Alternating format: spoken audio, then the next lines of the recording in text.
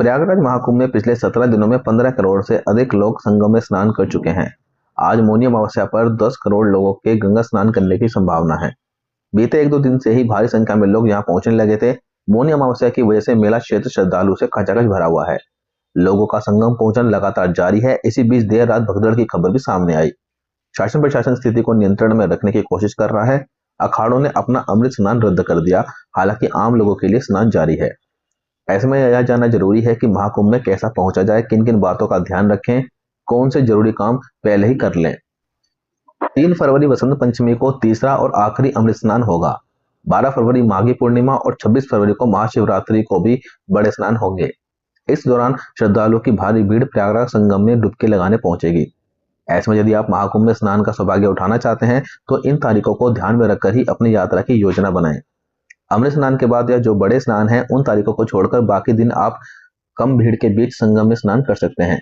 इसके साथ ही यदि आप सप्ताहांत को छोड़कर अपनी यात्रा की योजना बनाएंगे तो आपको ज्यादा समस्या का सामना नहीं करना पड़ेगा। गंगा यमुना सरस्वती का संगम तो बीचों बीच ही है, लेकिन वहां तक पहुंचना हर किसी के लिए संभव नहीं है। नदियों के संगम की जगह गंगा और यमुना का पानी अलग अलग रंग में दिखता है और सरस्वती को अदृश्य मानी गई है। संगम तक जाने के लिए नावें लगाई गई और संगम स्थल पर जेटी भी तैयार किए गए हैं।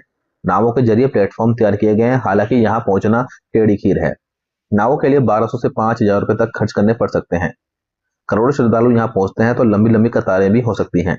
ऐसे में हमारा सुझाव है कि आप जिस घाट पर हैं वहां किनारे ही स्नान कर लें। खाने पीने को लेकर खास ध्यान रखने की जरूरत है। मेला क्षेत्र में यदि आप संत महंतों के पंडाल की ओर से नहीं गुजर रहे हैं तो संगम स्नान के लिए जाते वक्त जो 7-8 किलोमीटर का पैदल रास्ता है, रास्ते में पूरी सब्जी जरूर पैक करा लें। पानी की बोतल अपने साथ रखें। मेला क्षेत्र में चाट पकौड़ी, भुट्टे, चने, स्नैक्स और गन्ने का जूस मिलता है, लेकिन पूरे भोजन की व्यवस्था नहीं है। हल्दीराम का स्टॉल है, हनुमान मंदिर के पास सात्विक भोजनालय भी है, लेकिन ऐसे विकल्प कम है, भीड़ ज्यादा है, लंबी कतारें हैं। भंडारे जरूर हो रहे हैं लेकिन उनका क्षेत्र अलग है।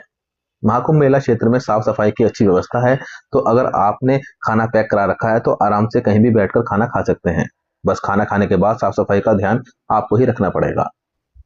कैसे जाएं महाकुंभ? ट्रेन से जाना ठीक रहेगा। हवाई जहाज का किराया बहुत ही ज्यादा है। प्रयागराज जंक्शन जाने वाली ट्रेनों को 2 अलग अलग स्टेशनों पर रोका जा रहा है, चिवकी और सूबदराजगंज। इस बारे में पहले से जानकारी कर लें ताकि वहां पहुंचने के बाद कोई परेशानी ना उठानी पड़े। स्टेशन से मेला क्षेत्र पहुंचना काफी आसान है। यदि आप हवाई यात्रा कर पहुंचे हैं तो कैब से सिविल लाइंस या इसके आसपास की जगह के लिए बुकिंग करें, क्योंकि मेला क्षेत्र के लिए कैब बुकिंग आमतौर पर नहीं हो पाती है। इसके अलावा आप सड़क मार्ग से भी प्रयागराज पहुंच सकते हैं, लेकिन बड़े स्नान वाली तारीखों पर यहाँ जाम के हालात बनते हैं तो आपको परेशानी उठानी पड़ सकती है।